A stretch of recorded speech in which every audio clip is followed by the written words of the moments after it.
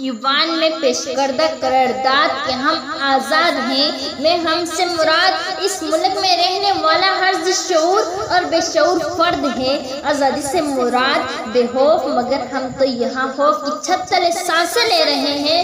آزادی سے مراد دخل اندازی سے پاک، مگر آج بھی غیر ملکی قوتیں ہمارے ملک کی آزاد و شمار طے کرتی ہیں۔ آزادی سے مراد کسی کے زیر تسلط نہ ہونا، مگر آج بھی ہم لٹیروں کے شاطروں کے جابروں کو تابع ہو کر زندگی گزارنے پر مجبور ہیں۔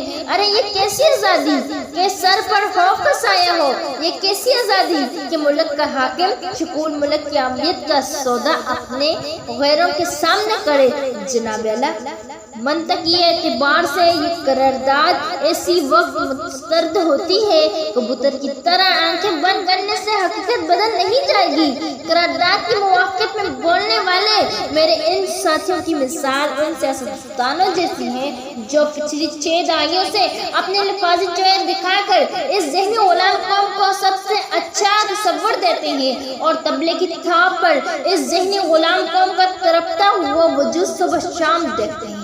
جناب اعلیٰ، جس ملک کا نظام غیر ملکی قوتیں تخلیق کرے، جس ملک میں عام آدمی کو IMF کے اشارے پر مہنگائی کی چکی پہ پیس کر رکھ دیا جائے، تو میں یہ کیسے کہوں کہ ہم آزاد ہیں؟ جس ملک میں حکمرانوں کے خراجات کم کرنے کے بجائے ورلڈ بینک کی تمام ٹیکسوں کا بوجھ عوام پر ہی ڈال دیا جائے، تو میں یہ کیسے کہوں کہ ہم آزاد ہیں؟ جناب اعلیٰ، جس ملک میں شراب کی بوتل کو شہد کی بوتل ثابت کر دیا جائے، جس ملک میں صدر کی ویڈیو ٹک ٹاک پر چلے اور وقت کا قاضی یہ سب اپنی آنکھوں کے سامنے ہوتا ہوا دیکھے، تو میں یہ کیسے کہوں کہ ہم آزاد ہیں؟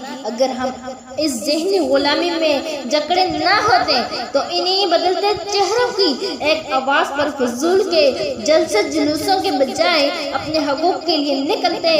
ہم اپنے آقا کا نام بیچتے ہیں، ماں جیسی دھرتی کے ارمان بیچتے ہیں، ضمیر چھین کر انسان بیچتے ہیں۔